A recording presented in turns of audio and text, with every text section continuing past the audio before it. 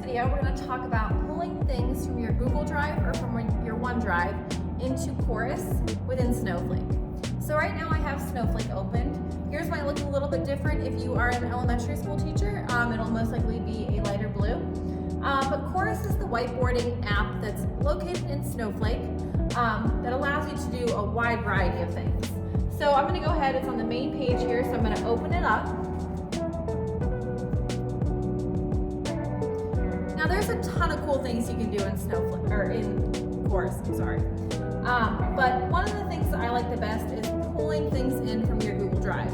A lot of teachers store a lot of their lesson materials in Google Drive already, so this is kind of a good way to get yourself used to using the ClearTouch with content that you already have access to.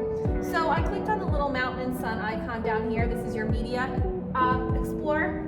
So I selected there, and then I'm just going to scroll down to where it says Google Drive. Now, if we've linked to your Google Drive in the configurator, it will show here. If we haven't done that yet, it's going to give you the option to sign into Google. You can do that and access all of your materials there. So you can access slides, PDFs, Google Docs, anything that you have in your drive, you can pull it right into Chorus and write over top of it, kind of move it around, all sorts of things. So I'm going to go ahead and select something, just a little image. Now it does take, if it's a larger file, like a slideshow, then it's going to take a while for all of the pages in it to load, but you'll be able to click through them just like you would in Google. So I just pulled in a little image here. I can size this down and move it off to the side, or I can make it bigger. But I can actually just write right over top of it. So I can use just my finger and now annotate over top. Flat palm is your eraser, just like on the Android side. So this really allows you to make the materials that you already have more interactive. So students can come up and do this.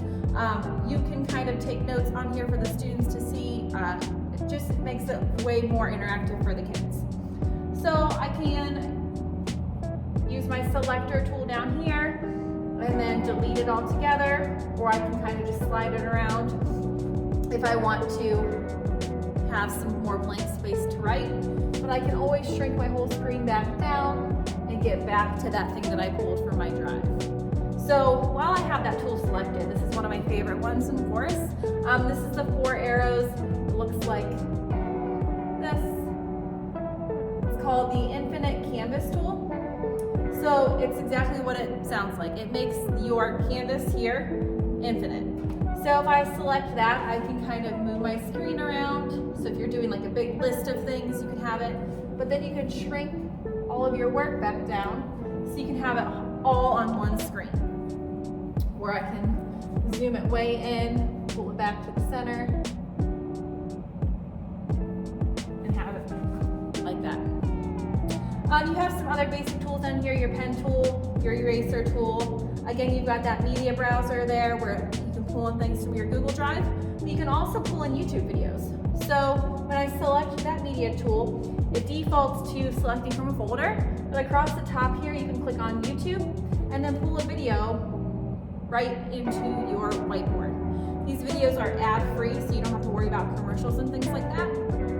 I can select it to delete it, and then I can get rid of it. You also have some different tools down here underneath of the little up arrow.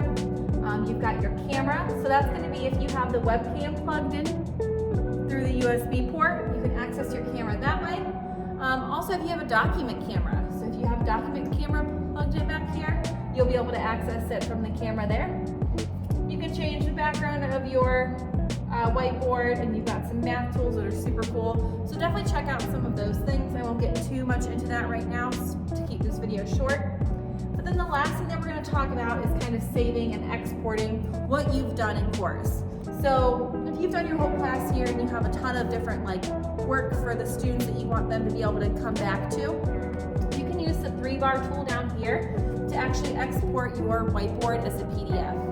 I would recommend, even though you can kind of just save it as it is right now, exporting it as a PDF is going to make this a lot more device agnostic. So you can access it anywhere if it's a PDF, where if you leave it in its regular format, it's a little bit wonky on some devices.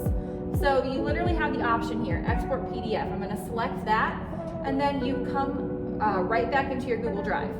So if you pull something from your drive, you've done a bunch of writing all over it, you can take that version of it and dump it right back into your drive without affecting the original copy of it.